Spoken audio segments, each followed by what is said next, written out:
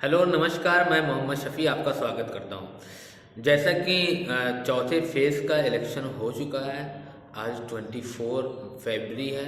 23 को चौथे फेज़ का इलेक्शन हुआ है कल। और इसमें क्या रुझान रहा इसके बारे में पता करते हैं। पहले 3 चरण में हमने बता दिया कि सपा आगे है, लेकिन अब कितनी आगे वो तो 10 मार्च को पता ही चलेगा। लेकिन चौथे चरण में क्या हुआ? चौथा चरण जैसे अवध का इलाका था, फिर उसके बाद तराई का क्षेत्र था, लखीमपुर खीरी था, ये सब था। फिर उसके बाद रुहेलखंड का इलाका, जो रुहेलखंड कहा जाता है, ये बाराबंकी और क्या नाम है, रायबरेली, अमेठी, ये सब का जिला लगता है, जो लखनऊ से सटा हुआ है, तो वो रुहेलखंड है। और उसके बाद एक बुंदेलखंड का एक जिला था, आपका बांदा जिला। तो वो भी, उसमें भी इलेक्शन हुआ। कुल 62 सीटों पे इलेक्शन हुआ, जो पिछली बार बीजेपी इस पर 52 या 51 सीट पे जीती थी। इसमें जीती थी। और सपा और बसपा में दो दो का, बसपा और कांग्रेस को दो दो सीटें मिली थी। और ऐसे ही हुआ था, 51 सीट थी और सपा बसपा और कांग्रेस को दो दो सीटें मिली थी। लेकिन इस बार थोड़ा सा गणित अलग है। जो कल की वोटिंग पैटर्न हुई, जो लखीमपुर खीरी का इलाका था, लखीमपुर की तराई का इलाका जो है, जो कटान से बहुत ज़्यादा पीड़ित इलाका है और आवारा पशु का बहुत ज़्यादा मुद्दा था वहाँ पर। तो आवारा पशु है, कटान का मुद्दा था। और लखीमपुर खीरी में एक और मुद्दा था, जो अजय मिश्रा टेनी का लड़का, जो किसानों को रौदा था। 8 लोगों को, जिसमें 4 किसान, एक पत्रकार और 3 बीजेपी के समर्थक भी मारे गए थे बाद में रिएक्शन में। तो वो कुल 8 लोगों की मौत हुई थी, वो भी एक मुद्दा है।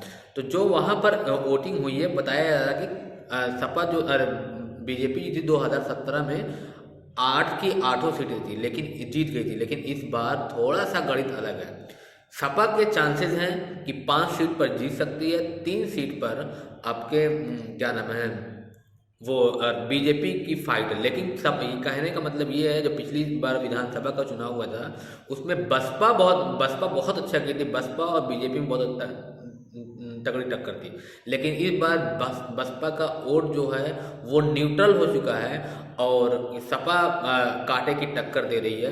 तो 5 सीट जीत सकती है और 3 सीट। लेकिन लखनऊ में बहुत अच्छा वो हुआ। लेकिन जो रीता बहुगुणा जोशी के बेटे थे, वो भी एक 24 घंटा पहले सपा अखिलेश यादव के साथ मुलाकात हुई, तो वो भी बहुत बड़ा फैक्टर करने जा रहा है।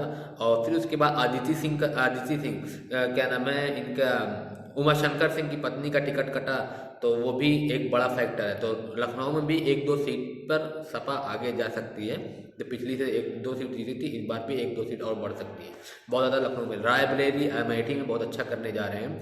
और इसमें दूसरी बात यह है कि मोदी जी का जो बयान है कि आएगा तो योगी ही आएगा, तो ये भी बयान का बहुत इम्पैक्ट पड़ रहा है। क्योंकि जो जिस हिसाब से रुझान, जो पैटर्न चल रहा है सपा के साथ, जो पैटर्न चल रहा है, उसी पैटर्न पर वोटिंग होती जा रही है। और अपने मोदी जी का जो वोटर है वो उतना उत्साहित नहीं है। तो इसलिए उत्साह भरने के लिए कि अगर उनके अंदर कशमकश है तो कशमकश को दूर करिए, और मुख्यमंत्री तो योगी ही बनेंगे, तो उनके अंदर जोश भरने के लिए ये कहा गया, ये बयान हुआ। और अमित शाह का एक बयान था कि बसपा भी अच्छा लड़ रही है। अब बसपा को उनको क्या जरूरत थी कहने की? तो कहने का मतलब ये है कि जो थोड़ा अब इस पर तो नुकसान तो अमित शाह अपना खुद ही कर लिए। जो थोड़ा बहुत मुसलमान बसपा को दे रहा था, वो भी नहीं देगा। इसका मतलब कि कहने का मतलब ये हो गया कि बसपा बीजेपी का साथ दे रही है, तो मुसलमान वैसे ही दूर हो जाएगा।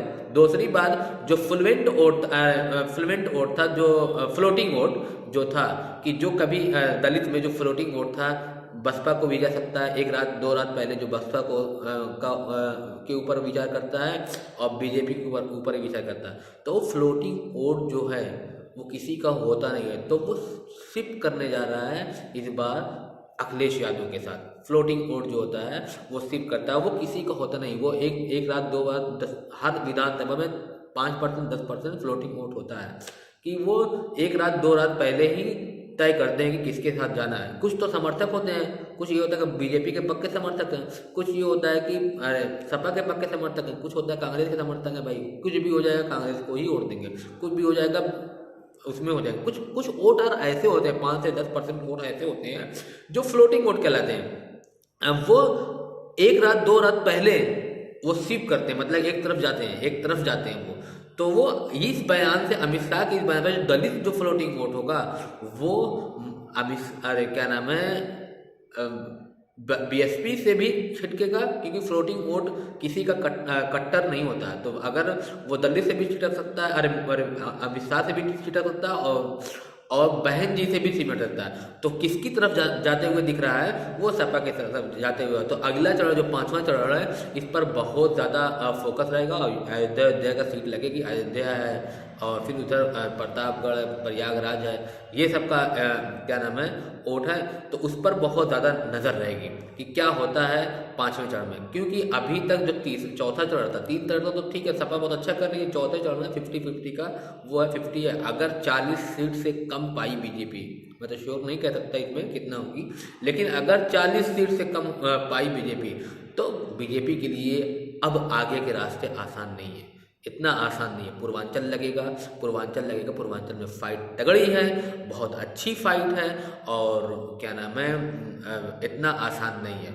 वहाँ पर हिंदू मुस्लिम का कार्ड खेला जाएगा, और वहाँ पर जो रीजनल लीडर हैं, जैसे क्या नाम है महान दल के नेता हैं, और ओपी राजभर हैं, ओम प्रकाश राजभर हैं, अनुप्रिया पटेल की जो माँ है कृष्णा पटेल, जो कामरेवादी की नेता, अरे क्या नाम है अपना दल कामरेवादी के नेता हैं, उनका बहुत अच्छा क्या नाम है पैठ होगी, जौनपुर के इलाका जो नदी के किनारे का। फिर उसके बाद जो मल्लाह हैं, क्या नाम है मल्लाह के नेता हैं, तो उनका बहुत अच्छा पैठ होगी रीजनल, क्योंकि यहाँ पर कास्ट पॉलिटिक्स पर ज़्यादा फोकस होगा। कास्ट पॉलिटिक्स पर जो क्या नाम है राजभर का वोट है, मल्लाह का वोट है, यादव बिल्ट भी अच्छा खासा है। हर विधानसभा में 30 से 40 हज़ार यादव हैं, यादव का अच्छा वोट है। फिर अरे क्या नाम है ब्राह्मण समाज का वोट है, ठाकुर समाज का वोट है। तो अब गढ़ वाला इलाका नहीं है, अब मिक्सअप वाला इलाका आ रहा है। अभी तक तो पहले चरण में ये था कि गढ़ वाला, अरे जाट का गढ़, दूसरे चरण में मुसलमानों का गढ़ था, तीसरे चरण में क्या था कि क्या नाम है उसका गढ़ था, आपका यादव बिल्ट था, चौथे चरण में पासी का गढ़ था। अब जितने चढ़ आ रहे हैं कोई गड़बड़ नहीं है, अब मिक्सअप वाला इलाका है। यहाँ पर बाजी वही मारेगा जिसका रीजनल जिस क्या नाम है जिस उसमें कास्ट में ज़्यादा पकड़ होगी वही होगा। तो इसके लिए जैसे बस सपा के लिए फ़ायदा ये है कि मुस्लिम और यादव छटकने वाला नहीं है। वैसे दलित की मैं बात नहीं करता, और वैसे क्या नाम है बीजेपी के लिए ठाकुर जो है वो उनको छोड़, बीजेपी को छोड़कर कहीं जाने वाला नहीं है।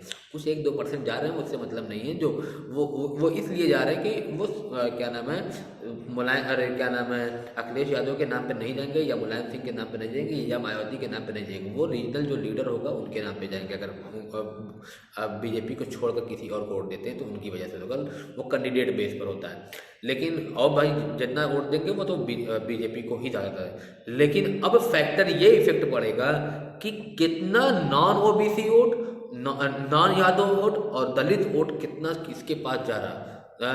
बीजेपी की तरफ स्वीप कर रहा है। अगर बीजेपी की तरफ स्वीप करेगा तो बीजेपी आगे का इलेक्शन आसान होगा। अगर बीजेपी की तरफ स्वीप नहीं करेगा तो वो सपा की तरफ जाएगा, क्योंकि दलित क्या नाम होती है इतना फील्ड में एक्टिव नहीं है, तो सपा की तरफ जा सकता है। सपा की तरफ अगर जाता है तो सपा बहुत अच्छा कर सकती है। तो देखने वाली बात है कि आगे की लड़ाई बहुत इंटरेस्टिंग है, और आधे से ज़्यादा सीट पर इलेक्शन हो चुका है। 2 से 31 सीट पर इलेक्शन हो चुका है, तो अब आधे से कम ही सीट पर इलेक्शन बाकी है। देखते हैं आगे क्या होता है। चलिए तब तक के लिए धन्यवाद, थैंक यू।